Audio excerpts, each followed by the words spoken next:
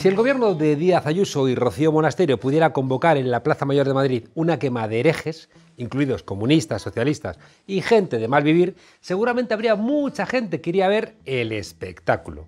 En Europa, desde el siglo XVIII, no quemamos a gente en las plazas, entendimos que ya no hacía falta esos castigos ejemplares y empezó a horrorizarnos ver cuerpos gritando mientras se carbonizaban con llamas que quemaban el pelo, los ojos, los labios, el sexo, hasta el aliento. Nos hemos civilizado. Televisiones y portales digitales publican fotos de niños asesinados.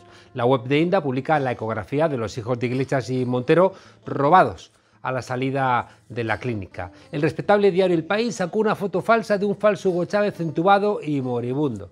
Estas cosas se permiten y la gente las ve. Los digitales más inmundos de la derecha, entre fake news y fake news, sacan asuntos escabrosos y, por supuesto, mujeres desnudas en su rotundidad. Telecinco hizo su fortuna aligerando de ropa a mujeres para disfrute de la España casposa y mal follada que quería vengarse de 40 años de franquismo. En esa España traumada, Canal Plus ofrecía porno codificado y conseguía picos de audiencia. La codificación se hacía al 50% y entre lo que se veía y lo que se intuía, el resultado es que arrasaban en audiencia. Te censuraban que vieras todo lo que se podía ver, pero te dejaban aproximarte con esa suerte de pecado y picaresca de disfrutar sin pagar de un asunto que tenías en la cabeza como prohibido.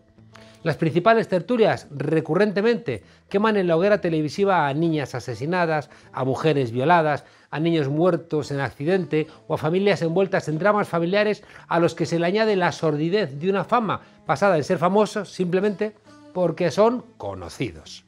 Tenemos un mecanismo biológico que nos dice: es bueno, me acerco; es malo, me alejo. Nos acercamos al dolor de los otros, a la muerte de los otros, al castigo de los otros como gorilas primarios, que vemos en el dolor una alerta, en la muerte enseñanzas para ahuyentarla, en el castigo un refuerzo para el grupo. Cuanto más primarios, más cercanía a esas sensaciones medievales. Vamos progresando, decía la burguesía en su evolución histórica. Franco hizo su entrada en España con ejecuciones públicas de republicanos en plazas de toros y se despidió de este mundo asesinando a 5 luchadores antifranquistas. Los militares retirados que quieren fusilar a 26 millones de españoles lo piensan con la frialdad con la que Hitler mandó a los campos de la muerte a millones de judíos, izquierdistas, gitanos y homosexuales. Hubo muchos polacos que colaboraron gustosos con Hitler en la eliminación de los judíos, pese a que Hitler asesinó a millones de polacos. Como en España hicieron con los republicanos en Polonia, la policía polaca mató a compañeros de clase del colegio, a sus vecinos, al tendero, al artesano, a su médico. La Asociación Nacional del Rifle convoca actos en la misma ciudad donde el día antes un loco ha disparado contra ciudadanos indefensos. Es una exhibición pornográfica de fuego purificador. Hemos alejado la muerte cotidiana de nuestros hogares y la hemos subcontratado a una industria que nos facilita el tránsito al tiempo que le quita memoria. La ley de eutanasia ha sido aprobada en España porque a la muerte ya no se la ve, salvo en televisión, claro. La muerte es gratis. Vox habla contra los inmigrantes el día que fallece la niña que llegó con parada cardiorrespiratoria al puerto de Arguineguín, en Canarias. En España se registra una media de más de 10 fallecimientos al día por suicidio, más de 3.500 personas al año, más del doble de muertes que los accidentes en carretera. A veces da la sensación de que en muchas partes del mundo la gente sale a la vida en mitad de la COVID-19 arriesgándose a la muerte, casi convocándola, como si regresáramos a algún tipo de ceremonia milenaria donde sacrificáramos un cuerpo, incluido el nuestro, para conjurar el miedo y la incertidumbre. Nunca hemos sabido tanto cuidar médicamente la vida y nunca, fuera de tiempos de guerra, hemos sido tan descuidados con la vida. Hemos aumentado mucho la esperanza de vida, es verdad, pero no estamos cuidando, por ejemplo, a nuestros ancianos. Hemos dejado de pensar la muerte fuera del espectáculo. La ideología que se repite en nuestras sociedades es la del consumismo, que usa las cosas y las tira. La muerte ya no se ve en lo cotidiano salvo para hacer sensacionalismo y vuelve a ser apenas una intuición escondida en nuestra irracionalidad. La falta de conciencia de la muerte llevó a la locura de la Primera y de la Segunda Guerra Mundial. No es bueno. La izquierda nació para defender la vida, para defender la dignidad de la vida, para defender la alegría, para cuidar cada vida, porque es única. Pero se están llenando los platós de televisión de gente que prenderían con su propia mano fuego a las hogueras donde arderían los herejes. Cuando los nazis empezaron a llamar a los judíos inhumanos, estaban ya empezando a levantar los primeros ladrillos de los campos de exterminio. Y en España, la demente de Díaz Ayuso, igual que el demente de Trump, el demente de Duque en Colombia, de Piñera en Chile, de Moreno y Lasso en Ecuador, de Bolsonaro en Brasil, están señalando a sus propios nacionales como inhumanos. En la nación de la derecha, tan excluyente, siempre han sobrado la mitad de sus compatriotas. Y lo cuentan en las televisiones, que es donde se celebran hoy los actos de fe y se queman a los herejes. Siglo XXI, desobedientes. Siglo XXI. Bienvenidos a La Frontera.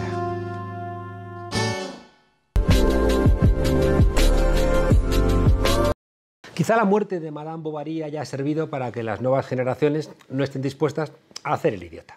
El cuerpo de las mujeres está dejando de ser una posesión de los hombres y la culpa duele menos, aunque aún duele, porque está en manos de pioneras.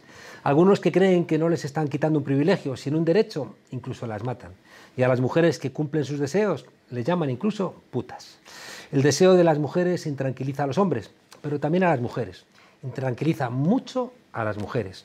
Y quizá por eso Luna Miguel ha aprovechado un calentón para escribir un libro que rompe la sintaxis, que algunos dicen que tiene que desplegar la literatura escrita por mujeres. Que se jodan, porque se trata de derribar la vergüenza de las mujeres y que el deseo deje de doler. Luna, gracias por acompañarnos aquí en La Frontera. Gracias a ti. Luna, empiezas el libro con el corazón roto. Más o menos. Es una metáfora, ¿eh? Yo creo que el corazón roto forma parte, la imagen del corazón roto forma parte de ese relato del amor romántico que en realidad no es para tanto, ¿no? Después parece que quien te entrega la llave del calabozo es un beso. Bueno, tampoco. Yo creo que son imágenes que recupero, ¿no? de este imaginario súper romántico, ¿no? De hecho, los dos hombres, tú acabas de citarme precisamente dos acciones que orbitan alrededor de los dos únicos hombres que aparecen en el libro, ¿no? Precisamente yo a esos dos hombres los recupero para recuperar ciertas imágenes manidas que luego intento romper. Bueno, por lo menos les dejas a uno de ellos por lo menos alguna frase, ¿no? Porque en las películas a las mujeres ni una frase. Oye, sufrimiento, vulnerabilidad y como trasfondo el deseo femenino. Sí, sí, yo creo que están muy relacionados, porque como has dicho antes, el simple hecho de hablar del deseo, de mostrar el deseo, siempre ha estado perseguido para hombres y para mujeres, y más en este caso el hilo conductor de todo esto es la masturbación, el autoplacer. Todo lo que hagamos a solas, todo lo que disfrutemos a solas, todo lo que no puedan controlar que hacemos a solas es peligroso y por lo tanto hablar del placer, hablar del deseo, solo o acompañado, siempre ha sido peligroso. Claro, el corazón partido lo planteas como metáfora que está en Alejandro Sanz y en Shakespeare, ¿no? Sí. Pero tengo la sensación de que algún dolorcito causó. Sí, no, desde luego. O sea, dice el inicio, ¿no? El inicio de la novela sobre el duelo de Joan Didion decía algo así como la vida cambia en un instante, ¿no? Cuando pierde a su esposo. Yo quiero pensar que la vida puede cambiar siempre en un instante, ¿no? Hay acciones que hacen los demás que repercuten en nosotros y que nos hacen cambiar todo nuestro sistema casi incluso de valores, ¿no? O pienso en el COVID, ¿no? Cuánto ha cambiado la vida desde hace un año, ¿no? Cuánto hemos tenido que, odioso verbo, reinventarnos desde hace un año. Pues esto es igual, cuando de repente en el terreno íntimo pasa algo que cambia toda esa trayectoria, todo ese camino que llevabas recorrido, necesitas herramientas para reconstruir, necesitas herramientas para repensar cómo va a ser tu vida, cómo van a ser tus afectos. Y por eso el corazón roto, ¿no? Porque yo quería que la literatura sirviera de herramienta para curar ciertas heridas que al final no eran tan grandes.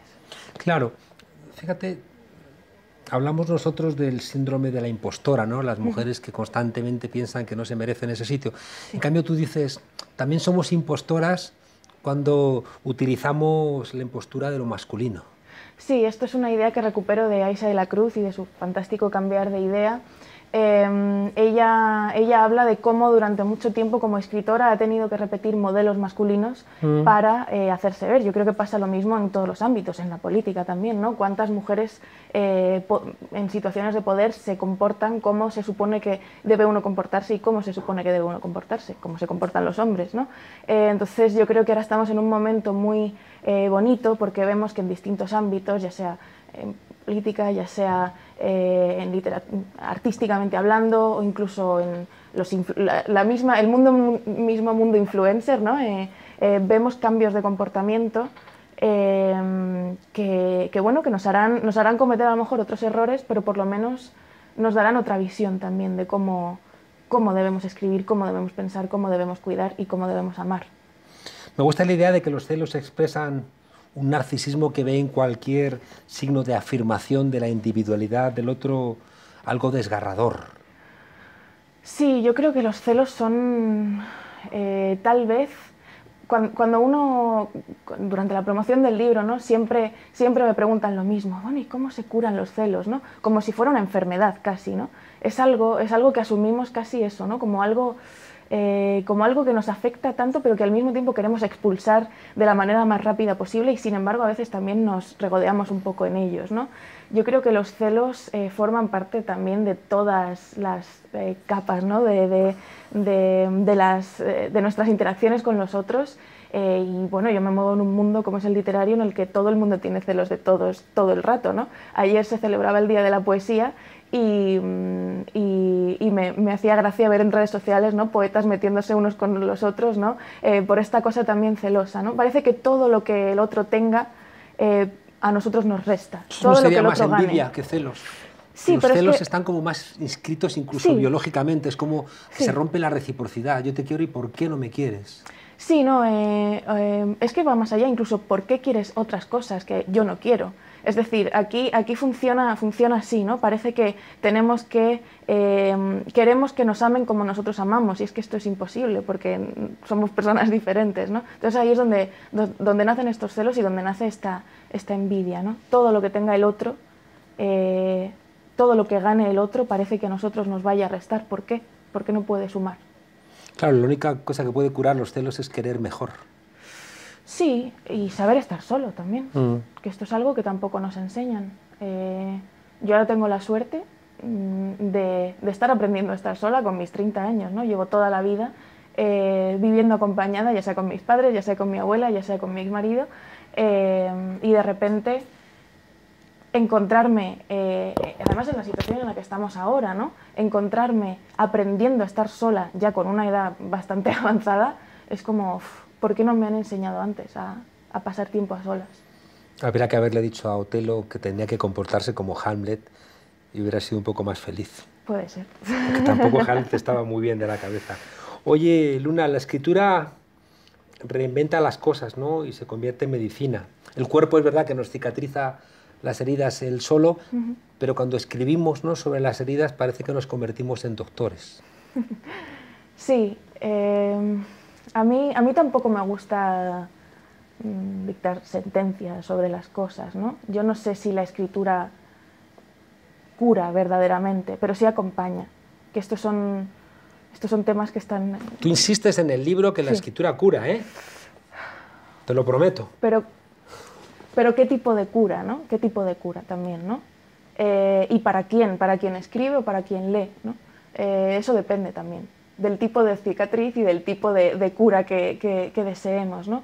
Yo sí que me he curado escribiendo, pero no podría asegurar que quien lea este libro pueda curarse sus propias heridas, ¿no? Porque al fin y al cabo son experiencias distintas. Y lo que creo que me cura es la lectura, no de algo concreto, sino la reflexión posterior de lo que he leído. Es decir, cómo aplico lo que he leído, cómo aplico yo toda esa escritura erótica de mujeres del siglo pasado, toda esa escritura sobre el deseo de mujeres pisoteadas y olvidadas, toda esa reflexión, toda esa suma de factores, ¿no? Es lo que a mí me ayuda a ir curándome, pero no a curarme de por sí. Es muy difícil que nos curemos si no le podemos poner nombre a lo que nos pasa. Y lo que nos pasa es novedoso y por tanto necesitamos nuevas palabras. Sí, esto es fundamental y creo que los escritores tenemos aquí un papel también eso, ¿no? Fundamental de ir probando, ¿no? Ir probando a ponerle nuevos nombres a las cosas, ¿no? Esto me recuerda también a todo este asunto, ¿no? Del lenguaje inclusivo, etcétera, ¿no? Hay quien dice, bueno, esto es una gilipollez. En este caso son nuevos nombres para nuevas realidades también. Para mí la investigación sobre el lenguaje inclusivo es eso, y la investigación del lenguaje del amor también es eso. Yo odio la palabra poliamor, por ejemplo, me parece horrenda. Pues esta mañana le he preguntado a los alumnos, ¿tenéis nuevas palabras para expresar lo que sentís? Y la palabra que ha salido es poliamor. Pues ojalá podamos inventarnos otra a raíz de ese poli... es que me recuerda como a los Polly Pockets, a la policía, etcétera. Yo preferiría hablar de otro tipo de afectos o relaciones no monógamas. Quizás todos son términos feos, es curioso, ¿no? Anarquía relacional. Anarquía relacional. Es que el problema, ayer venía en el AVE con Arcadia Espada al lado, y fue tremendo, y yo venía, sí, y yo venía leyendo Ortega y Gasset, y claro, era muy cómica la situación. Y su libro sobre, bueno, algunos escritos sobre el amor, ¿no? Que están excelentemente escritos, y siempre Ortega es astuto. Era muy inteligente un pasaje en el que hablaba de que la palabra amor es tan potente que realmente engloba tantas cosas, engloba enamoramiento, el amor al padre, el amor al hijo, el amor a los amigos, el amor a los objetos, el deseo, ¿no? Es decir, que usamos una sola palabra, ahí está todo, ¿no? Entonces, claro, cuando hablamos de nuevas palabras, ¿por qué yo creo que es tan difícil encontrar nuevas palabras para el amor? Porque la palabra amor ya es cojonuda, ¿no? por decirlo de alguna manera. Y entonces yo creo que por eso el discurso sobre el amor siempre se va haciendo difícil, porque vamos dando vueltas sobre algo que ya es perfecto en sí, ¿no?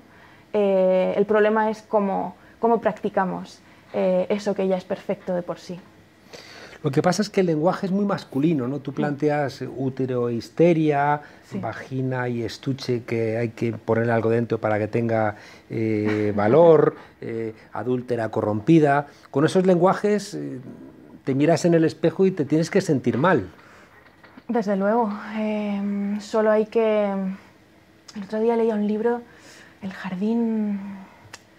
Bueno, un libro clásico de literatura erótica árabe, que era muy divertido, 2 capítulos en donde en uno hablaba de genitales masculinos y en otro de genitales femeninos, y ponía como sinónimos, ¿no? Y como siempre, ¿no? Lo que siempre hemos dicho, para un término todos son palabras más o menos positivas y para el otro siempre negativas, ¿no? Esto es algo de lo que constantemente huimos o incluso nos reapropiamos, ¿no? Hoy en día la palabra puta o la palabra bitch, o solo hace falta escuchar algunas traperas para ver cómo gente muy joven, desde propuestas estéticas loquísimas, ¿no? Están recuperando una serie de palabras que se nos han dado y que nosotros podemos utilizarlas para reírnos de ellas, incluso para empoderarnos a través Bandini, de soy ellas, una perra, ¿no? Por ejemplo. No, esto yo siempre estaré muy a favor de la Zoe puta, que se autodenomine a sí misma así, y sin embargo estaré en contra de otras palabras de las que ni siquiera quiero reapropiarme, ¿no? Ahí tenemos a Sofía Castañón y se dice poeta. Yo creo que hay palabras feas que sí que tenemos que cuestionar y otras que son más feas todavía, pero precisamente como son tan feas, podemos reírnos de ellas, incluso reapropiárnoslas. Déjame que reinsista, porque el punto de inflexión de tu beso en Malasaña no deja de ser un beso que está en toda la historia de la literatura, desde la Biblia, ¿no? Sí. Hasta la actualidad, y no deja de ser un beso, pero que como que lo reconceptualizas. Sí, es un punto de inflexión. Si nos tomamos Caliente también como una novela y no como un ensayo, porque yo creo que también tiene estructura narrativa, es el punto de inflexión. Es el darse cuenta, es una especie de abrir los ojos, darse cuenta de y empezar una historia divertida, ¿por qué no? Oye, ¿por qué follar se ha vuelto algo tan relevante en la literatura de tu generación? Yo creo que siempre ha sido relevante. También porque creo que no que se haya contado mal, aunque sí se cuenta mal, para eso está el premio este de Bad Sex Awards, este que dan todos los años a las peores escenas de sexo de la literatura, y por ahí han pasado desde Henry de Luca hasta, bueno, grandes escritores, ¿no?, con sus premios a las peores escenas. Yo creo que el mayor miedo de un escritor contemporáneo es que te den ese premio, ¿no?, al fin y al cabo. Ojalá nunca ocurra eso. Pero bueno, yo creo que es algo que siempre ha estado ahí. Lo que pasa es que siempre también ha habido relatos muy cerrados, ¿no?, de esa exposición del follar o de esa exposición del deseo. Precisamente por eso yo aquí quería traer un árbol genealógico de escritoras que han sido pisoteadas, no solo por el hecho de ser mujeres, sino también por los temas que trataban. Porque hay dos maneras de invisibilizar a una escritora. Una, no mencionarla, no publicarla, no hablar nunca de ella, denigrarla como persona, y otra manera también muy poderosa de la que se habla menos, que es denigrar los temas de los que habla y de los que escribe. Y yo creo que la literatura erótica siempre se ha tomado, bueno, ha acabado convirtiéndose pues en literatura erótica para mujeres, literaturita erótica para mujeres, literatura rosa, exacto, ¿no? Por eso en Caballo de Troya queríamos que todas las cubiertas fueran de color rosa también, ¿no? Que de hecho hay un fragmento ahí, ¿no?, en el que hablo también de los libros de color rosa.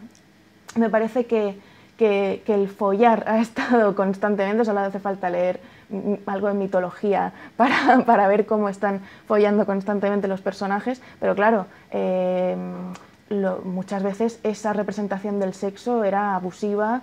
He dicho la mitología, cuántas violaciones hay en la mitología, ¿no? Entonces, lo que sí que creo que necesitamos, y donde creo que ahora se está mostrando otra manera de escribir el sexo, es precisamente desde un punto de vista feminista, desde un punto de vista, ¿por qué no?, a veces revanchista incluso, porque a veces es un poco necesario, ¿no?, pinchar y tomarse un poco esa revancha, ¿no? Y desde un punto de vista plural. Claro, por eso te digo que tengo la sensación de que es como un péndulo, ¿no? Me habéis quitado el deseo, me habéis contado follar desde la perspectiva de los hombres, el porno es de los hombres, la literatura negra es de los hombres, aunque la escriban las mujeres, entonces como una suerte de revancha, me voy al otro lado y tengo la sensación, no sé, entrevistando en algún momento a Elvira Sastre, a Marwan, a los nuevos poetas, a veces tengo la sensación de que lo que te hace pivotar en el mundo es que te ha dejado tu pareja o que has hecho un mal polvo. Dices, ¡ay! A ver, esto en el día a día nos afecta, evidentemente, ¿no? Y en la escritura está bien trabajarlo, pero ya te digo, yo creo que es algo que lleva ahí toda la vida, igual que la reflexión sobre la necesidad de otras palabras para el amor y otros tipos de afectos lleva ahí toda la vida. Yo siempre vuelvo a las clásicas, ¿no? Vuelvo a Hilda Doolittle, vuelvo a Anais Nin, y me puedo ir hasta Safo si queremos, ¿no? Yo recomiendo mucho un libro de Aurora Luque, Grecorromanas, donde ella traduce casi por primera vez al castellano autoras grecolatinas absolutamente pisoteadas y olvidadísimas, ¿no? Y el tema, el Eros es su tema, ¿no?, principal, ¿no? El canto a Eros, el canto al cuerpo, el canto a la amistad entre mujeres, todo esto ya está ahí desde hace mucho tiempo, pero como digo, se ha pisado. Entonces, ahora, yo creo que ahora que parece que se nos está haciendo un poco de casito, es bueno seguir abordando estos temas de la manera en que queremos abordarlos, no sin olvidarnos de las que lo hicieron antes que nosotras, ¿no? Es un doble trabajo al final, y es una putada tener ese doble trabajo, tener que estar haciendo tu trabajo y encima tirando de las que estuvieron antes. Porque a mí una cosa que me enfadaba de Juego de Tronos es que la política no era eso, la política no es estar todo el día matándote, ¿no? Y tampoco el amor es estar todo el día follando o estar en un orgasmo, que si estuviéramos en un orgasmo constante estaríamos como sometidos a un electroshock, ¿no? Estaríamos diciendo, ¿qué está pasando? Entonces, como todo ese acompañamiento, que es una mirada como más astuta del mundo, más astuta de la vida, que yo veo que tú la quieres recuperar y parece que a veces tienes que señalar pues eso, ¿no? El polvo, el orgasmo, el deseo, el dedo, la masturbación, como una manera de decir, y todo lo demás. Sí. No, a ver, todo lo demás es lo importante, de hecho. Todo lo demás es lo que también se está trabajando, ¿no?, actualmente. Pienso mucho en pues en todo lo que se está publicando al respecto, ¿no? Brigitte Vasallo con su pensamiento monógamo, terror poliamoroso, o la obra de Gabriela Wiener, que ella en Teatro del Barrio, ¿no? De cómo, en la que ella habla de su modelo familiar poliamoroso, y Gabriela Wiener de hecho tiene una frase que yo siempre recupero, que es: la gente se piensa que el poliamor es follar, follar, follar, cuando el poliamor es hablar, hablar, hablar, ¿no? Y yo estoy de acuerdo totalmente, y en mi caso añadiría leer, leer, leer. Claro, hay dos frases que me parecen que son subversivas. Sabes que subversivo es subverter, es expandir algo y verlo por debajo, ¿no? Entonces es curioso que te conviertes en subversivo. La vergüenza es una asesina del placer y la fuerza erótica del consentimiento. Sí, esto, la fuerza erótica del consentimiento es algo que hemos aprendido de nuestras compañeras argentinas, ¿no? Allí todo el debate alrededor de la legalización del aborto ha traído consigo también un debate muy fuerte sobre la sexualidad y sobre la importancia, ¿no? de la educación sexual y de poner también el gozo en el centro, ¿no? Para que... Y también todo el debate sobre el Me Too, ¿no? Para mí el Me Too fue importante también porque sacamos nuestras historias más denigrantes, pero también nos atrevimos a hablar de nuestras historias más placenteras, ¿no? Es decir, una vez te pones a hablar, quieres hablar de todo, ¿no? No solo de lo malo que te ha pasado, ¿no? Hablar de lo malo te puede llevar a lo bueno. Entonces me hacía ilusión, ¿no? que desde distintos puntos de vista, ¿no? Esa ola que venía de Argentina, ¿no? Esa reflexión sobre el cuerpo y sobre el placer que venía de allí, toda la reflexión post-Me Too que venía de aquí, dio como resultado, pues eso, ¿no? Para mí a una serie de voces feministas, tanto en este país como en otros, que están poniendo eso, ¿no? El gozo en el centro del debate y el disfrute. Que nos quiten el deseo es como que nos quitasen la memoria.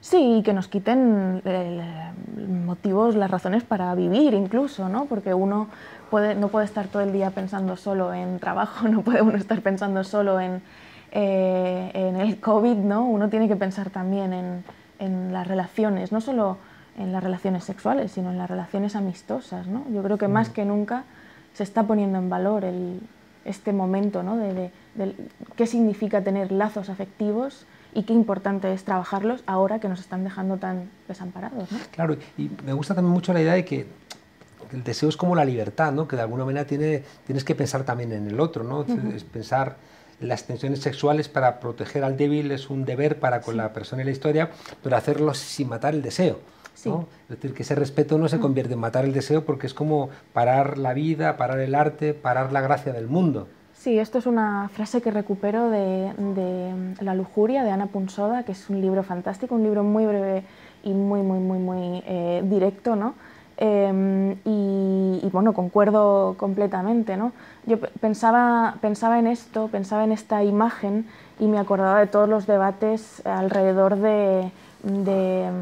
pues eso, ¿no? Del ya no se va a poder follar, ¿no? Después de pues todas las manifestaciones post-manada, no de se va todo. A poder flirtear, exacto, desaparece el juego amoroso.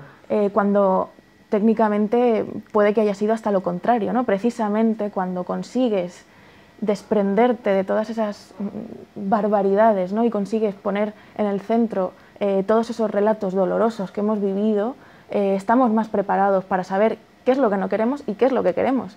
Y la movida es que queremos desear, o sea, y queremos gozar, ¿no? Y es todo lo contrario, el ya no se va a poder follar es la mayor tontería que existe en el mundo, ¿no? Lo que has acabado es con la patada en la puerta, ¿no? Entonces al revés, tienes que...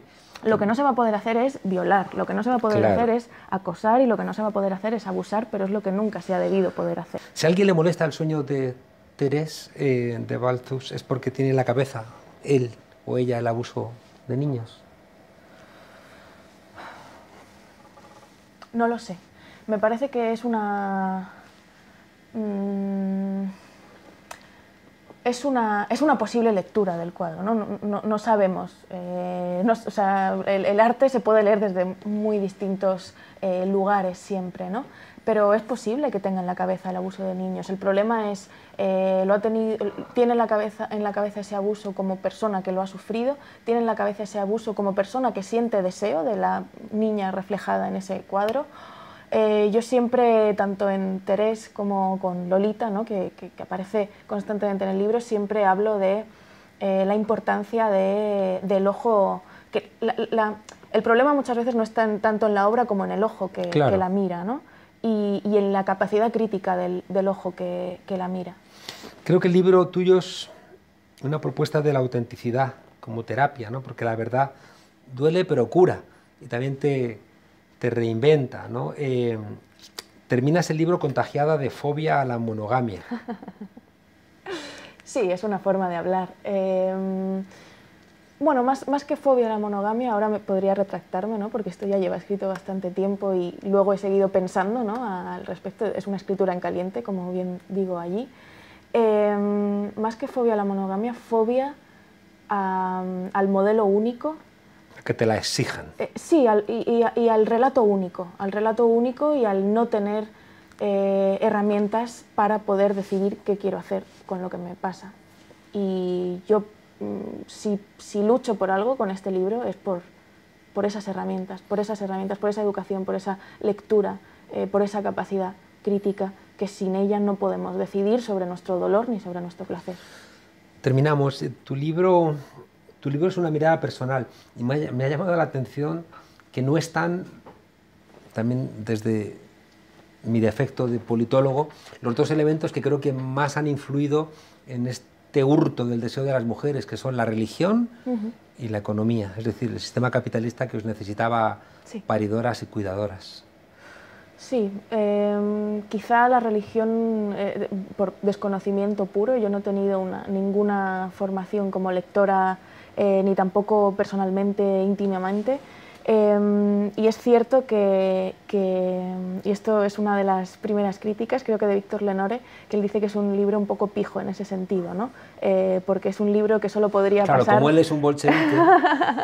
Que solo podría pasar entre Barcelona y Madrid, ¿no? Y en parte puede que tenga razón, ¿no?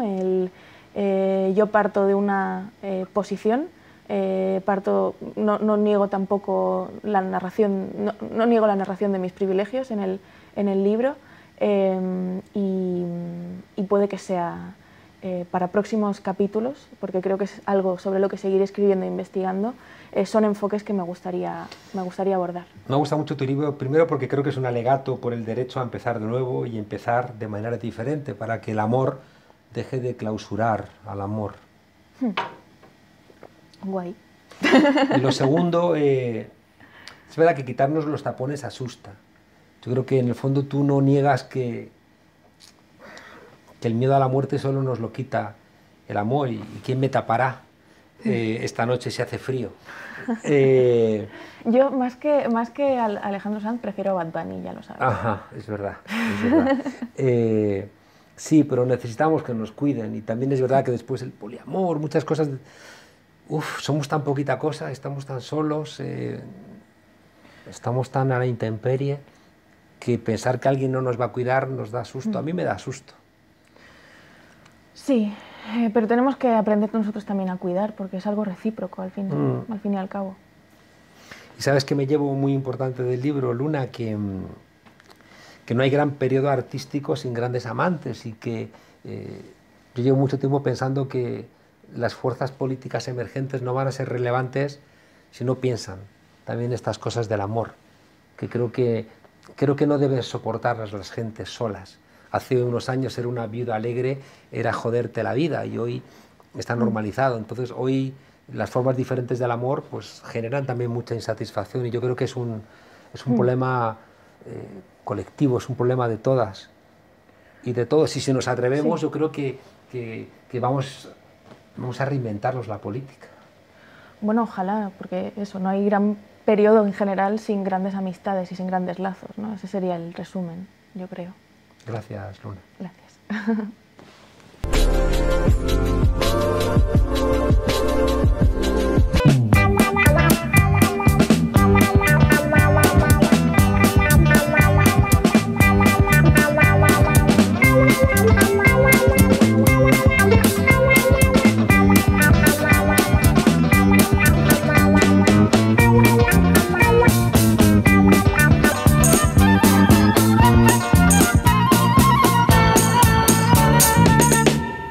siento mucho. Me he equivocado y no volverá a ocurrir. Hoy disfrutamos de una libertad y unos derechos que no se tienen en toda España. Esta forma de vivir a la madrileña es única. Hasta ahora conocíamos el cocido y los callos a la madrileña, pero no sabíamos que existiera una forma de vivir a la madrileña.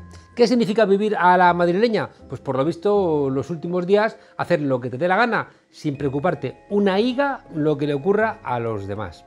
Lo hemos comprobado en el aeropuerto de Barajas. La entrada a Madrid, que no hace mucho Ayuso pedía que se cerrara, pues bueno, hoy se ve inundada por miles de turistas de toda Europa acudiendo a la llamada a la fiesta de Isabel Díaz Ayuso. Son de Francia. ¿Y por qué venís a Madrid? Para pasar buena y hacer la fiesta. Ay, el peligro de vivir a la madrileña es arriesgarte a morir a la madrileña. Del cocido madrileño a estar cocido en Madrid. De Madrid al cielo. Eso sí, antes haciendo escala en algún piso turístico. Al fin y al cabo, el chotis se importó de Viena, las acacias de Australia, el mantón de Manila, que en verdad era de China, y los borbones de Francia. Las invasiones francesas es que ya no son lo que eran. Ayuso tiene unos gustos bien raros y eso es verdad un poquito peligrosos. Le gustan los atascos, aunque la contaminación cueste la vida de miles de madrileños al año. Le gusta que vengan extranjeros de parranda, aunque la incidencia acumulada en Madrid supere los 200 casos por cada 100.000 habitantes. Lo recomendable, recordemos, es estar por debajo de 50. Pero si ya hemos roto todos los tapones, ¿qué más da? Vuelos a 150, todo incluido, el vuelo, el alojamiento, entonces la gente allí se está enterando y está empezando a reservar aquí. Pero ¿quién dijo que la salud no tenía precio? 150 euros todo incluido. Desde verano, Madrid ha mantenido una ocupación media de hospitales del 17,6% y del 37,9% en las UCIs, la mayor de toda España, muy por encima, por supuesto, del máximo recomendado. El peligro es máximo. Un incremento de transmisión podría impactar de manera más grave que no las anteriores, porque Madrid partiría de una situación hospitalaria bastante mala. En Madrid ya han muerto por coronavirus más de 14.000 personas, pero eso a Díaz Ayuso parece que le da igual. ¡Fiestuki! Esta forma de vivir a la madrileña es única. Lo que Ayuso llama vivir a la madrileña es poner en riesgo la salud de todos, madrileños y no madrileños. Y todo para nada. Los datos económicos demuestran que el llamado milagro económico madrileño es otra mentira más de Isabel Díaz Ayuso. Claro, y recordando el milagro de Rato y que Rato terminó en la cárcel, las comparaciones, uy. El Banco de España publicó en febrero el informe La evolución de la actividad en las provincias españolas a lo largo de 2020. Los datos, como siempre en Madrid, pues no son para tirar cohetes. La caída del Producto Interior Bruto en Madrid fue del 10,5%, frente al 11% de media en España, muy similar. En empleo tampoco hay mucha diferencia. 13,5% de paro en Madrid frente al 13,8% en Cataluña, prácticamente idénticos.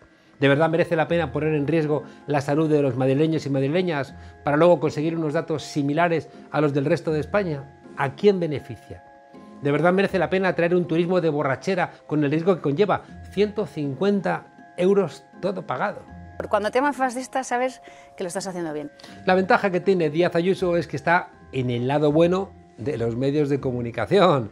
Llega un programa de televisión, dice que el fascismo es el lado bueno de la historia y todo es a reírle la gracia. Se jacta de ser inmune al coronavirus y lo mismo, dice una barbaridad y se le recibe con una enorme sonrisa.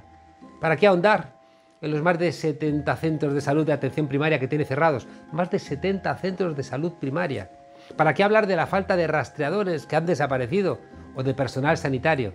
¿A dónde fueron a parar los 1.200 millones de euros que le transfirió el gobierno? Porque no hay ayudas directas a empresarios, no hay ayudas directas a pymes y autónomos, no ha dado un solo euro a la hostelería. ¿Qué demonios hacen algunos hosteleros tramposos diciendo estamos sobreviviendo gracias a Ayuso? Es mentira. Claro, si tienes a Iglesias para poder dispararle con el apoyo de todos los medios de comunicación, ¿qué más te da? Si puedes desplegar tu odio, ¿qué más te da que no gobiernes?